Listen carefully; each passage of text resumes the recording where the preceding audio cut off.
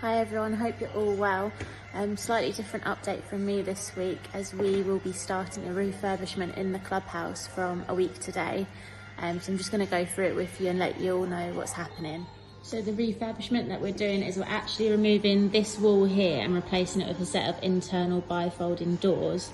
This will allow us, when there's no functions or events taking place, that we can open up the doors, extend the current bar space into the Lakeview to allow for more seating and for everyone to watch players coming off the 18th and on the putting green, and just give everyone a bit more space. It will also allow us to extend this bar into the bar that's currently in the Lakeview suite. So when the doors are open, it will be one big long bar that can cater for everyone. Some of you may wonder where these two TVs are going. So we're going to repurpose them and place one up on this wall here. So when the doors are open, there'll be one big TV that everyone can view from the Lakeview suite.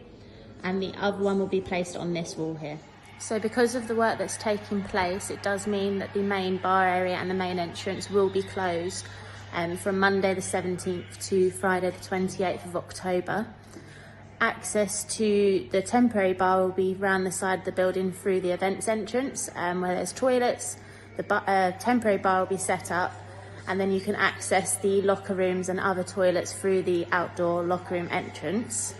Everything else will be as normal and it won't last too long. We'll be back to normal by Saturday the 29th of October. Hi there, Mill Green, Andy here from the golf course. Just a quick update to let you know how we're doing. We've had a small band of rain that's passed over us over the last 7 days, maximum about 10 mil over the 7 days.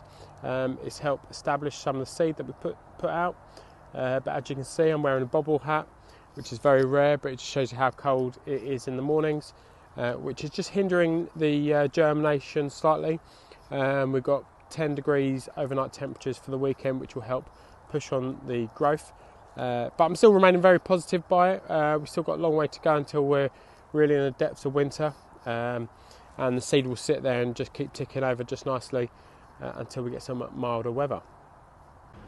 Leaves are slowly but surely starting to fall. See the lovely colour change on the oaks there.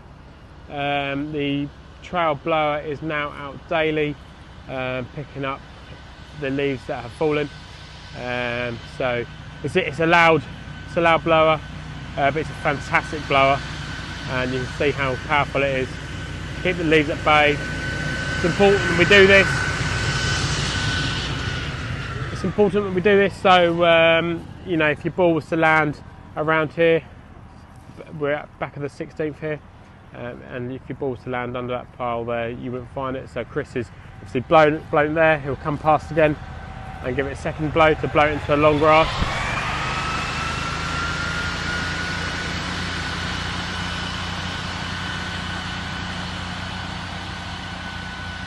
Fantastic piece of kit, great investment by Get Golfing. As you can see here, the rain in the last week really starting to pay dividends in the bunkers now, and keeping that sand nice and moist. It keeps the sand in the right areas. We're seeing less footprints in them day on day as well, so it's easier for us to maintain and keep the sand in the right areas.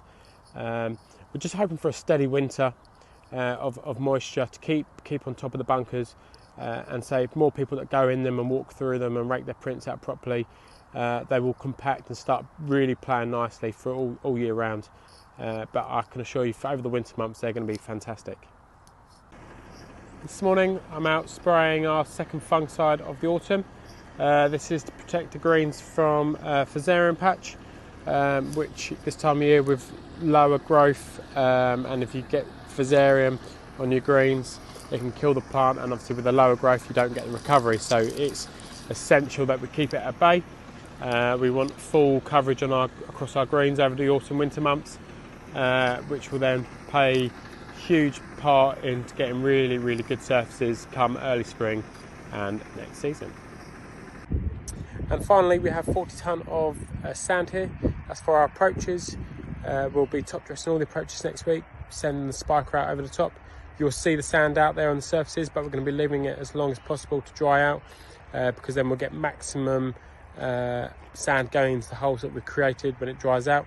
And then just to the side of that, we've got top dressing sand for the greens, the greens will be having another top dress on Monday morning, just to help level off and reset the surfaces again, as we like to do, and obviously just create nice firmer surfaces heading into the winter.